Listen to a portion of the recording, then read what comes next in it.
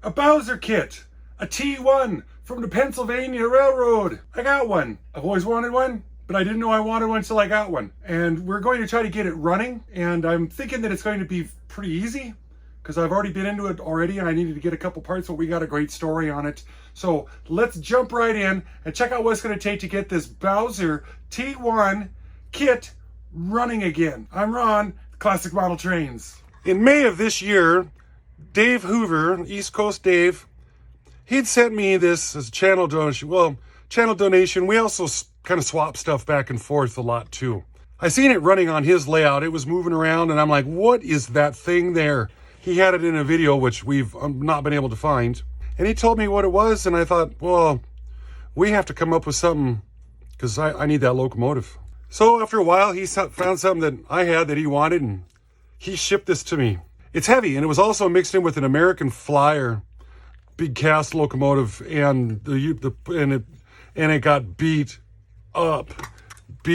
We got a dent here, dent. It's these trucks mount in here, and the front one took a big hit, broke stuff and bent this stuff, and there's a bar that holds all this together right up in here that got, it just needed parts or somebody more skilled to machine this stuff. Because I tried, and then I lost all the video footage of it. And then I reached out on my YouTube channel and asked if anybody's got a Bowser, got Bowser parts. I just needed this, because there's one in the front, one in the back, and they look almost identical. This sits like this. Yeah, this sits like this. And I'll be danged if the viewers didn't answer the call. Eric George out there in Wright City, Missouri, sent down, the whole thing. Back in the day, what does this take? Here, see, $159.95. Now, I guess they think they made this up to 1998, I think. I don't know how old it is. It looks like it could be from the 60s. This was definitely a kid. What does this say? 6 of 86. I'm gonna have to do the numbers on it, the inflation calculator. That's a pretty good little drawing right there. If it wasn't for that, turns out that HO Seeker has got the 13-page destruction manual over on HOSeeker.net, and then go into their literature, go into Bowser, look up the duplex 4444, and you can get all of this information to see what you're doing when you're working on this stuff. Oh yeah, this tender, the trucks, they got, this bottom got jammed. Yeah,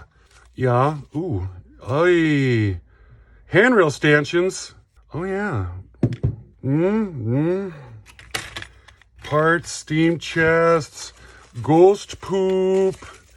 Been living through here. Here's, what's this one? That's the front, the back. It's one of the three. But that's the part that we need. And I got a bunch of extra parts here. So what's a guy gonna do?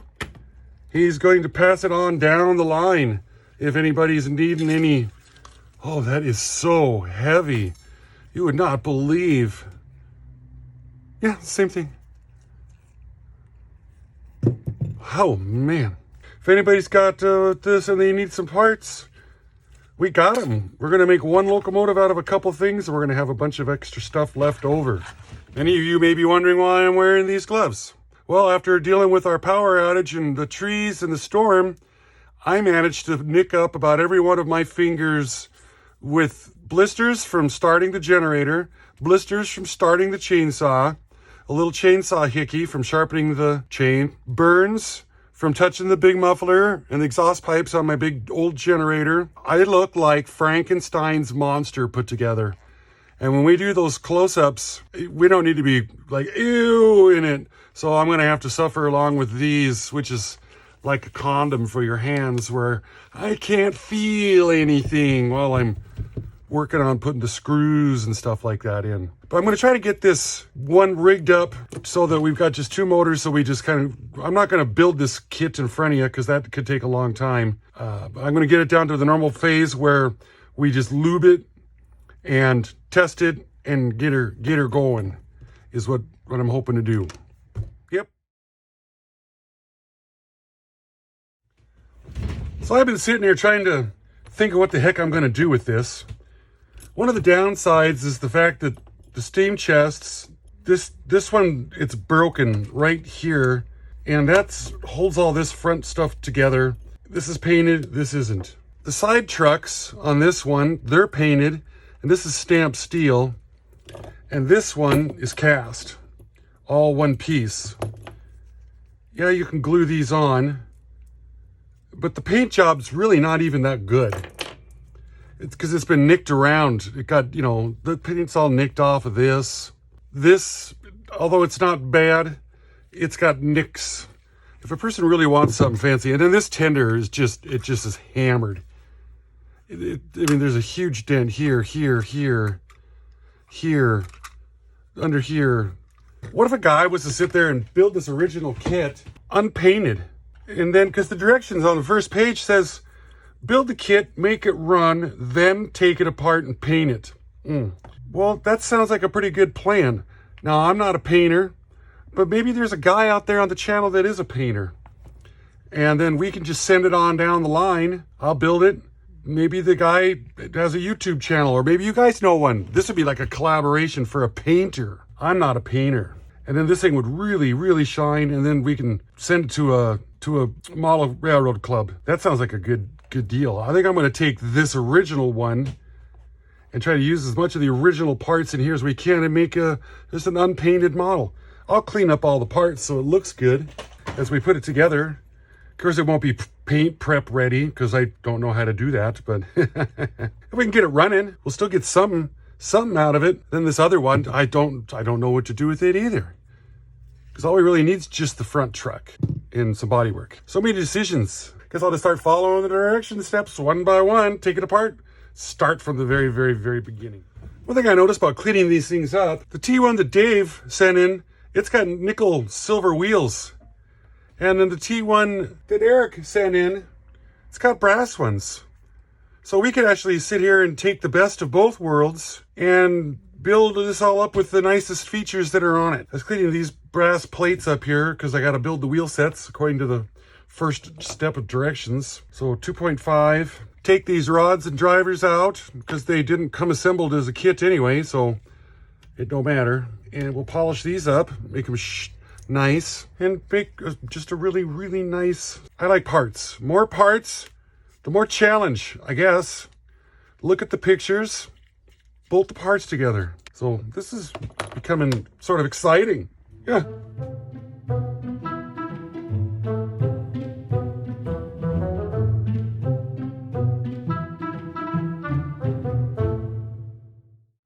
Well, after a little while, we've got step 1 complete.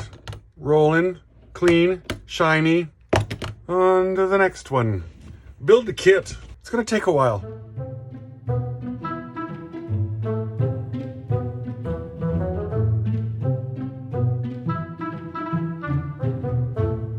Well, page 2, step 2 is pretty straightforward. Just had to put these guys on and then make sure your wheels turn like they're supposed to. This one's got just the tiniest little hang up, and this one doesn't. Tweak and straighten those little connecting rods, mess around, and yeah. So that took, well, you put the screw in and then you turn it with your finger to get it started, and then use the little tiny nut driver to finish it off, and then the shoulder bolt will pinch the rod in between it. You got to make sure that ain't on there, but wasn't too bad. Wasn't bad at all. On to the next one.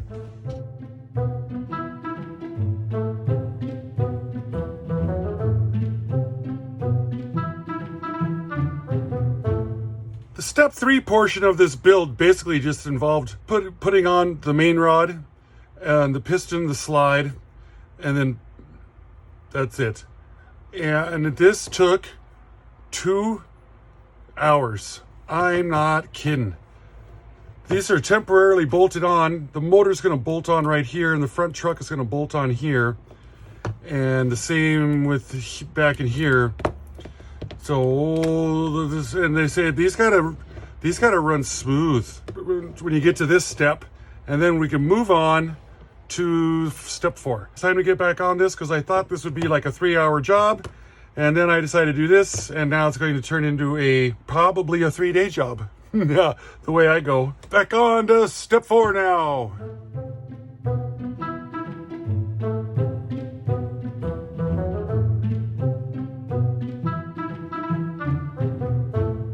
Looks like step 4, all it involves is installing this valve gear. And I'm not in the mood to do that yet because we got to take some of these bolts and all this and it's going to get loosey-goosey.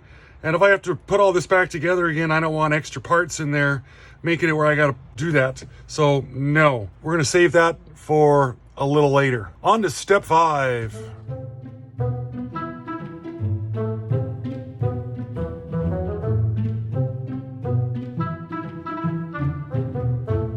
Fixing to put these motors on, and I've just been cleaning them up and kind of giving them the eyeball, and I don't think that they're as pure as the wind-blown snow. I think that I think these been in something somewhere. I'm not their first.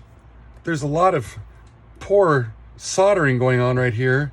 Here's a wire right up in here, and what's going on with the unbelievable. What's this? What's this doing? This is a standard. This is a Phillips. We're going to have to clean these up. Give them a test. See if they're doing what they're supposed to do. Give them a little oil. In here, back here, they got wicks in them, I'm sure. And then we'll get good brand new solder on them. Clean them up. One thing I wanted to point out on these Pitman motors, after you take a brush out and you use the fiberglass pencil to clean up this armature, it's also getting its juice right up through here on this spring. So you gotta, this right here, it's ick. So I want to clean that up too. So sure, the best juice flow we can get. Clean up that brush spring where it holds at. These have got wicks. There's a felt pad down in here. So you put some Earl in this felt pad and it'll keep your armature shaft lubed. And they're also nice enough on this one to put one at the back. I can see it down inside there. So I'm going to make a mess out of it with my oil because I can't quite get it in a groove. Oh, it's got thrust washers, everything. These are the old school ones. I'm loving it. Fight to get the guy back in there. Take this, grab a hold of it, bring it back in. Here, now I got our brushes. Both motors serviced up, cleaned up with excess gobs of solder that was on them. Let's put a little juice. Why didn't you want to work when I was up here? Okay, I guess we're gonna work now. We will continue putting them on, putting them in. There's a screw hole right there. I gotta take that nut off. And then this will sit right there. And then it's got a bolt that comes in from the backside that holds it. And the steam chest is in the way. We'll get it figured out though, for sure. And now we've come to the part of the program where I get to show you the first major mess up I've done today. This is supposed to be, that's up, and you notice I built it upside down. So now I get to take all the valve gear off and I get to put it over on this side. That's all right, we'll get her.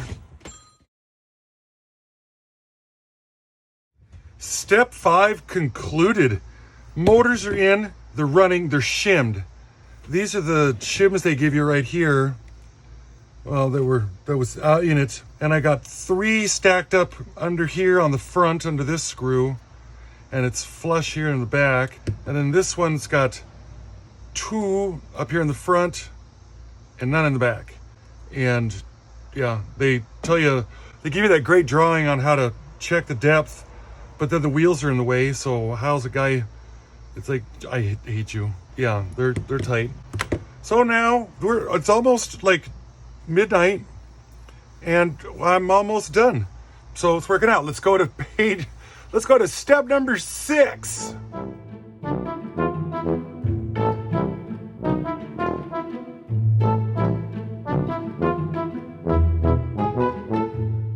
Looks like step 6 wanted me to put the motors in, but I haven't wired them up yet because I just didn't feel like it.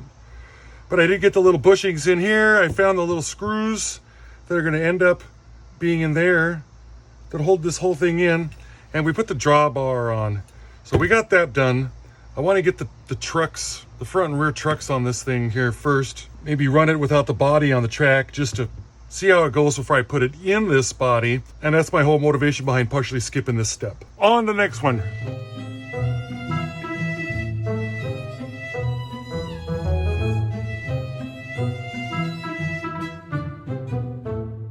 Step 7 complete. We got the front trucks on it with the spring and all the hardware doing what it's supposed to do. And the rear truck is on it. And it doesn't show a spring. So it must just sit around here and float. Be a better deal if it had a spring on it, I guess. So there's not much left. I guess we got to get a wire from this tender forward somehow, because it picks up the juices for over here. Got some detail parts that were in that bucket. And here's some weird things. Is that there's an old school front truck that's got to be soldered together, it looks like. What a hassle. And the wheels. And then it's got an old school rear truck, which looks just like this one. So there's couple kits involved with this whole thing here. Putting it all together. We've only got one handrail, dang it. And then this side pipe coming off, doing something somewhere. We've yet to figure out what this is, but we'll get her figured out. Maybe it's in the next step. Let's check it out.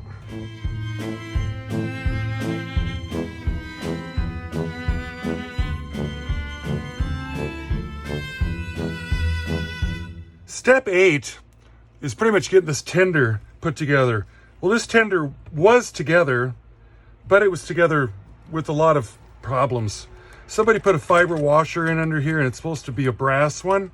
And that little spring underneath there, and then trying to get this all, oh man, I launched that a few times. And then there was absolutely no way to mount up this drawbar. And this has got to be insulated because this is electrically hot from the opposite rail. So I drilled out the drawbar right here so I could get this little hose to go through it with a 256 screw.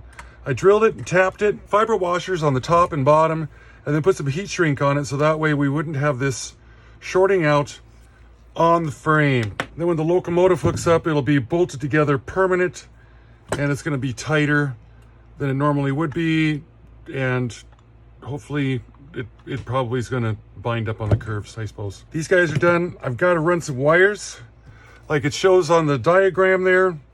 The wires are going to come along this one, and then it's going to go here, and it'll attach back here on the tender, and then that's it. That's how they're juiced up, ready to go. I might be able to run it around with the tender and the wire just pulling on it or something. I don't know. It's missing just a few things, and that kind of creates some havoc. Wheels picking up, the body's grounded. Yes. Yes. Yes. Yes. Yes. That's exactly what I wanted. Going back to step number 7, I believe that's what the schematic shows. Wiring this up. This side of the motor to this side of the motor over here. So they're in series. I would have put them in parallel, but I guess. Who am I? A little bit of flexible wire. Hopefully it's enough. We will find out. It's supposed to be a flexible coupler that goes right in there. Wonder if this 50-year-old hose is any good still. We are ready to put the body on and give her a test run. Guess I won't be able to run it without the body. It's kind of a bummer. So I really want to do that. Somebody's home.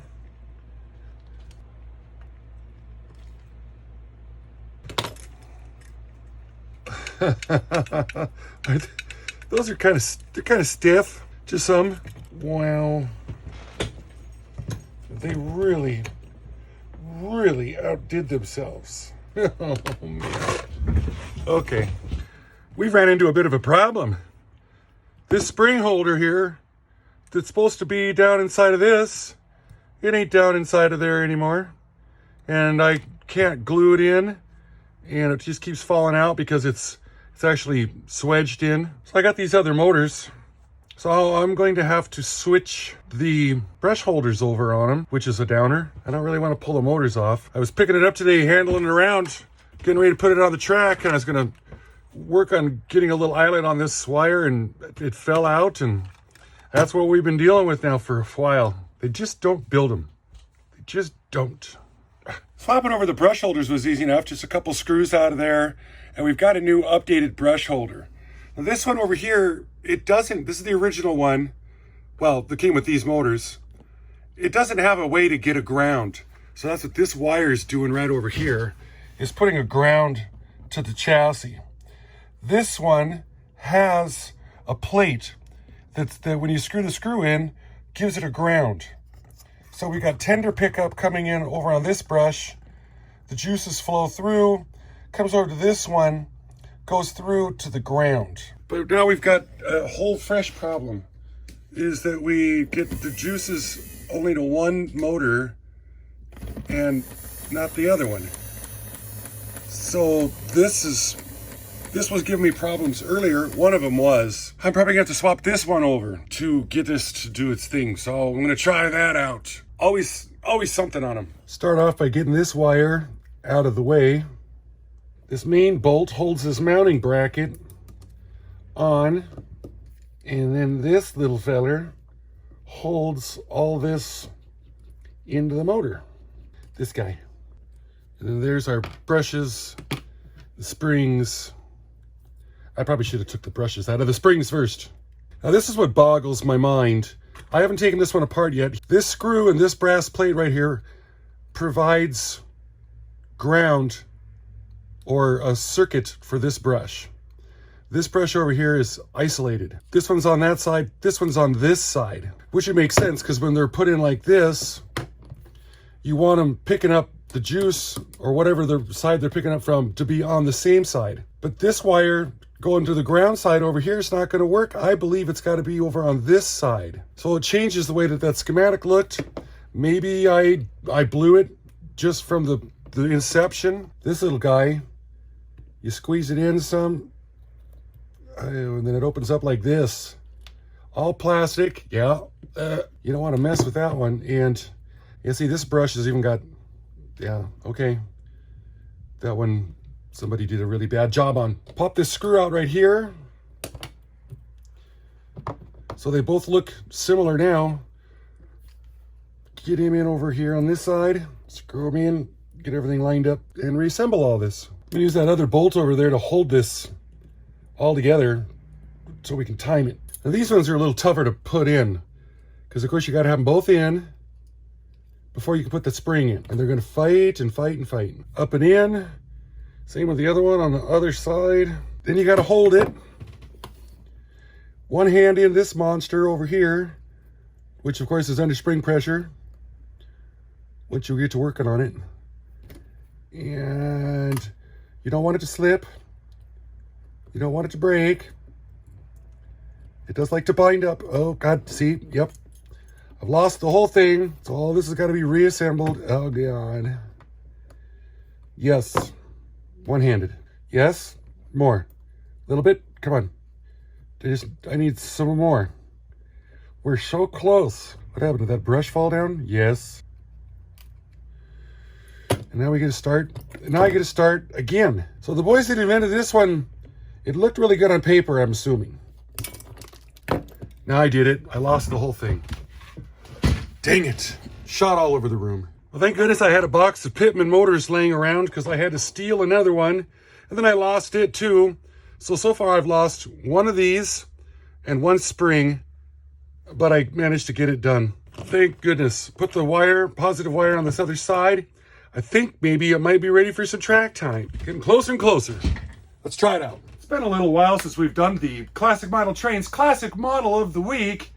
If you know who this is, put it down in the comments down below. If you don't, wait until the end. We'll let you know who it is. So here's where we're at. Nothing. We got the rear motor. We'll try to do something all on its own, sort of. Pulling over 5 amps. Oh no, wait, 1 amp. I'm looking at the wrong gauge. But this front one, still nacho. We're gonna have to wire that up manually. Oh, no, yeah, I put that one on. It's pulling 8 amps. Ah! Oh, it just gets better and better. Okay, bench time again. So I've got the old transformer out here. We're gonna use the white wire to go to ground and the red wire to go to our power. And we've got a forward movement. Ground up over here, power here, forward movement. Although this motor spins significantly better than that one, of course. Then we use the old, to make sure that, well, this isn't gonna work because we're picking up from that rail, not this one. Over here, ground, not these guys. Tender picks up from this rail because all the insulated ones are on that side. So when this is in, it should work. I don't understand it. Works great on the bench. How does that work out? I suppose this won't work like this because they're not grounding between both of them. Why do you feel obligated to lock up? Go the other direction for a little bit. Oh, is that what we're gonna do now? Well, I guess we'll hook this up and try it again. I'm just not holding my mouth right, I guess. Here's an interesting predicament. Now that I've soldered the two of them together like this, and I put it on the track, and we still had shorts. So I isolated just the tender, and look at this interesting phenomenon. I'm gonna just move it back and forth like this, and what is going on with that? Sometimes I can get in an area where it'll just completely short out my amps. I don't think that, yeah, that's supposed to be happening. Just from this. It's the first Bowser I've ever worked on, and so far, there's not a lot of happiness coming abound. So now we've got just these fellers hooked up without the orange wire, and when I give it the juices,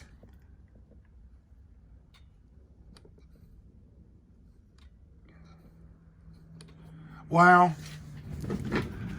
I'm thinking the way I got these wired up here is just not, I know I've got something boogie. So we got just the rear truck, and we give her the old twist of the wick. Oh, yeah, nothing, yeah, sure, just like it's what you'd expect. And I'm probably betting I could touch this to this rail. Yeah. And it wants to go. Front truck, these things got flanges like, I want my River Rossi pizza flangers. They're a lot more easier to put on. And now look what happens. Wham. So we got something just a shorten out, but it runs. It runs when it's on the bench. What is going on? Wait for ground. Unbelievable. What is happening here? I'm afraid to take that spring holder back out because I'm gonna run out of parts to keep replacing it. We had to end up swapping out the rear truck on the rear one, but this one would, no, this is like the ghost locomotive. Now I can take this wire, drop it on the track, and we've got both motors getting the juices and doing stuff. If I hook up the tender, if it can pull them around, because usually this one pops down like that, because you know, it's heavier back there. This one's just sitting on the front driver anyway. I guess we'll try it and just see what happens. All I can do is not work. All right, all I'm looking for is just an inch or three. That's it. I don't expect much more. Okay, I guess I expected too much. I do believe both the motors were, yeah, they're both spinning. So that should be, yeah, that's enough to put the body on. Get the little interconnect in there, connect it in. And then give it a, yeah, because it's just loosey-goosey all over the place right now. Let's try that out. Okay, everything's on. All the wheels are on, which takes a lot of time because it's got a lot of wheels, especially that tender. You got to get a flashlight underneath there and to see what the heck's going on. 8 dang wheeled trucks, 16 wheels on that thing. Barely sticks up above the ground. Come on, baby. Let's see you. Oh, man. I made it worth it. Oh, you rotten. What is it doing? Shorting out. Shorting out again. Oh. Yeah. You can, Bowser, you can take this model and you can shove it. And there she sits in a perpetual state of shorting out. Wow. I talked too early about it. That's the tender. Just this tender.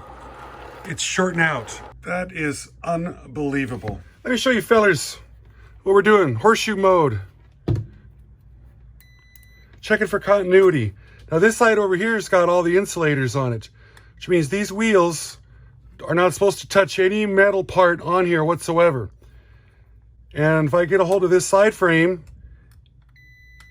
so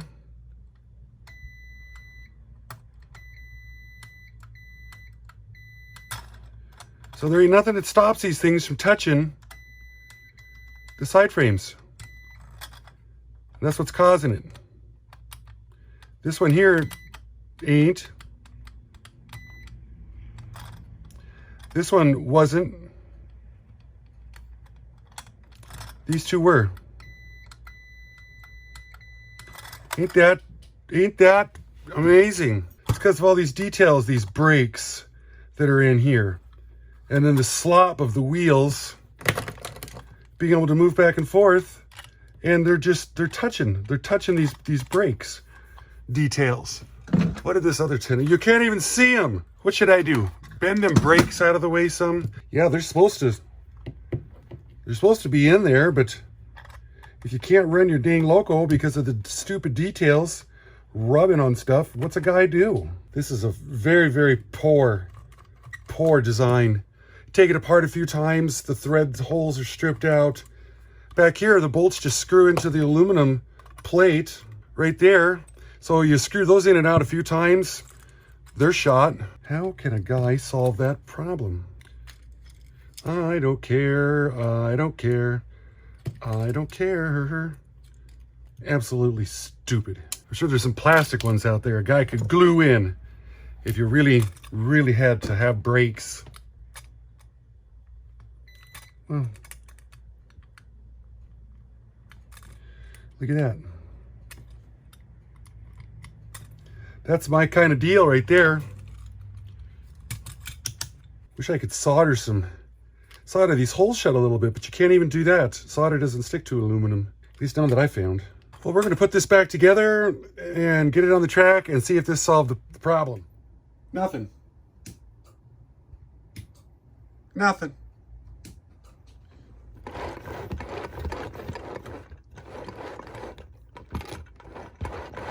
That's the weirdest thing. I'm not touching nothing. Just popping off the circuit breaker. Yep.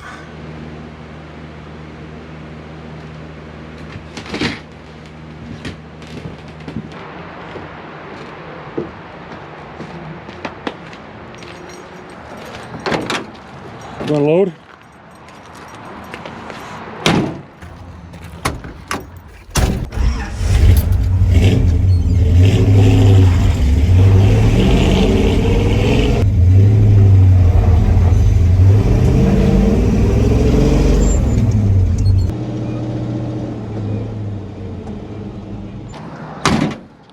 Guard.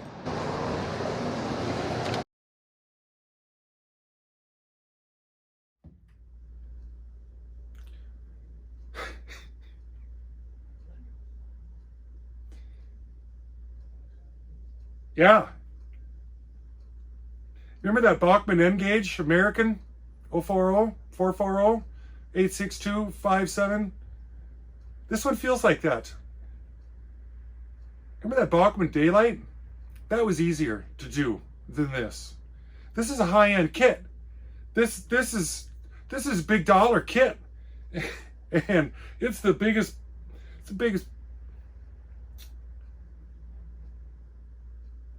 We should get back into it. I'm not gonna let it beat me. Hopefully I'm gonna get it. I'm trying to get it. I'm gonna get it. There's a chance that we're on to something now. I was concerned about the wiring on the motors, and it's hard to run it without it all being assembled, and I tried, and I've got the front truck and the rear truck off, and we have got consistent movement. And it'll even make it around the corner this time, which is a nice improvement. And we got reverse too, I believe. Oh yeah. All the shorting out that was taking place and wasn't even doing anything, it was shorting out. And I think I found something. So when we're over here, the insulators, the white insulators on these wheels are telling me that it's not picking up any juice from this rail. This rail is. Because right here is we're getting the juice through the body, driving it. So these are hot. This sits under here like this. Now you can sort of see white insulators underneath there. So I did the right thing and I put them on the opposite side of these ones. Come to find out, these rails, yeah, because they've got insulators on all four wheels and 2 are live and 2 aren't. So that's kind of what causes some problems. This front truck, I don't know, it shouldn't have been doing it, but we've got the wheels turned around backwards. And it's picking up the juice from the same side as that. And there's a chance that I did that because I seen the white insulators in there and that was it. Quite a frustration. The black ones are the ones that are insulating, not the white ones. Huh. Can you believe it? Always double, triple, quadruple check whatever you're doing because it doesn't take much to blow it. Pretty much I was just down to a process of elimination. One of the processes was definitely up against the wall. If the locomotive wasn't so pretty, it would have done it. If it was just some damn F unit or something, it would have just been, and I'd have to start filming another episode. I got 2 days in on this one already. These screws are a hassle. We don't want this side being, yes, we want this side picking up. So there's one little problem solved. If I bolt all this together, test it out on the track, it should still function as it just did. Now that that rear truck is on, we got problems. It gets up to a point right there and shorts. Just because I added the rear trucks. Can you believe it? What a beauty of a kit.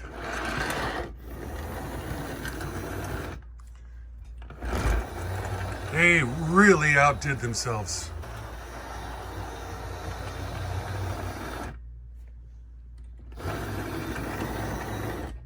Just sitting right in here. Just because I put that truck on. Let's try that other painted truck and see if it works. Okay, that painted rear truck is on there now.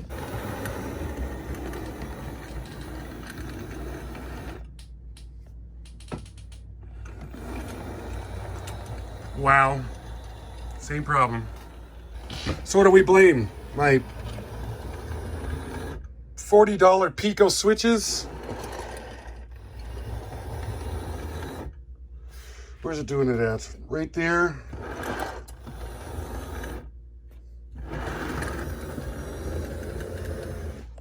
So what's right here that's stopping that whole program? Can it go through the switch? We'll switch it, see if we can make it around.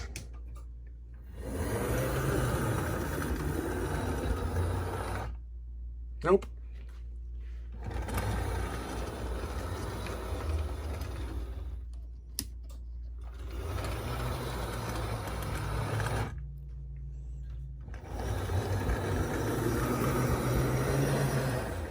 Crazy. And it only does it with this one. And it's not an open, it's a short. I guess we're getting closer because it's moving. Put the front truck on because it looks silly without it. Here's some interesting stuff. Here's this front truck.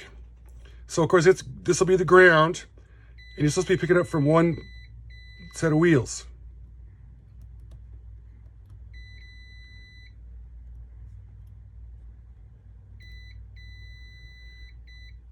See that? If it goes around and it gets pushed up against the side frame, there's your short out right there. Factory.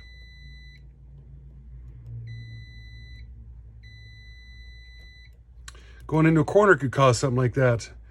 Here's the original wheels that came on East Coast Dave's. All the wheels are insulated.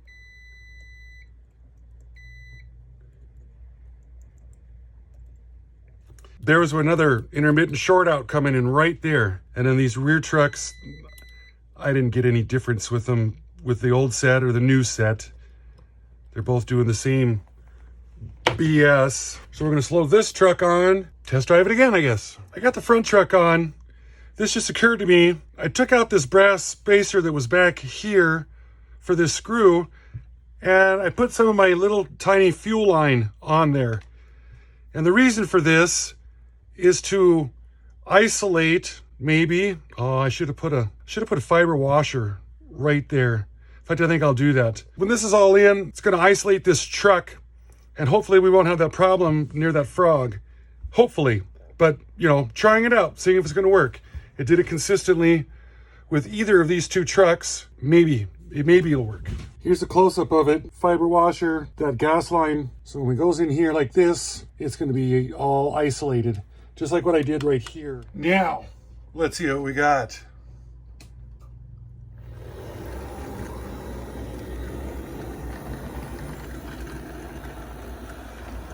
Look at that, made her through. How you... Yeah, the front truck's derailed. Well, let's see if we can do her now. Nope. Well, let's see what we got now. Nothing. This little wire right here is supposed to be connected up right back there. And it slid out, so it's putting everything in a bit of a bind. Fight on getting that back in and secured. I gotta film every attempt that I try to do because it might be the last one. Yeah, it's bound up still. Right there, that main rod has slid off this little bolt right here, and it's jammed up between that and this. So that rod is stripped. Kit ain't even put together yet. Now it did just move but I didn't video it because,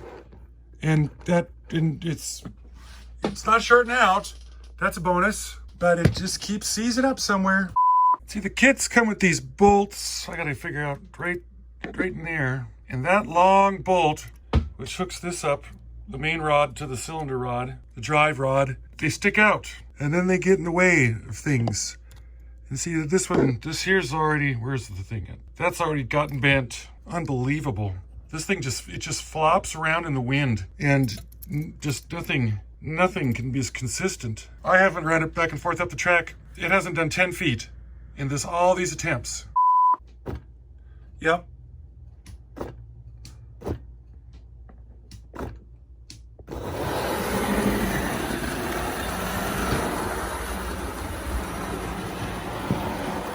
it going. Okay, we get a reverse out of it. This is gonna be, it's one and only. This is it. And jam it as hard as I could. I like intermittent things. Reminds me of my computer from 1998. Reminds me of the newfangled electronically controlled cars.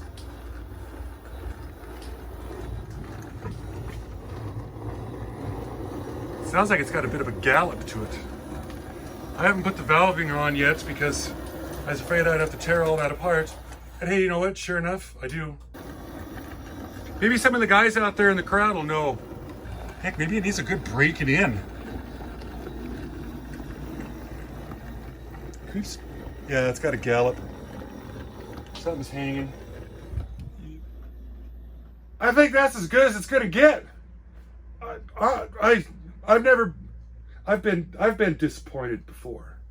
I remember him. And this is going to be in that list too. I gave it everything I got, and this is going to take a modeler that's got a higher level of skill than me. Maybe I should have started off with a little model kit like this little guy right here, this little 060 from Mantua from the Fit. I'm just not ready for this thing. Unbelievable. It's been a tough week. It's been a long 2 weeks. It's been a long 4 weeks. I don't know, those of you that follow my classic model trains on my Facebook page, we had a storm that showed up on a Sunday. Took out a couple trees, no big deal. Then Tuesday comes around and we almost have a dang tornado or something like that. Took out the trees. My neighbor's trees took out my power lines. We were without power for 8 days. No internet for 8 days. We get all that back. I get on to doing this, thinking, hey, I'm going to make a quick one here. No, took 3 days to make this one. The back injury's getting better. I think maybe I can get back to doing some stuff, some making money during the week. Dave and me had ourselves a little garage sale with trains here on Saturday yesterday, and sold a couple trains locally. I'm not ready to ship them out yet because it takes so much time to ship them, to pack them up, because I pack them right. I'm not gonna until the winter time. I still got a bunch of HO stuff, bunch of O stuff. There's not very many guys in town that do this. It's shocking, not like it was, but we're almost got this one to bed. I got to finish yapping so I can finish editing and start to just upload this to the internet, is what it feels like today. Bipolar much? No. Anyway, I really haven't had a good time on this one, but I'm gonna have a good time reading the comments, and the comments that I haven't answered from the last one is because my internet was out and I ran out of data on my phone because I don't have a data plan because I'm old. But we're gonna get the things updated, get caught up on stuff. Thanks for sticking around with me. Don't want to be negative Nilly the whole dang time, just some of the time. I'm usually kind of upbeat. No, I'm not. I'm Ron, Classic Model Trains. Bye-bye.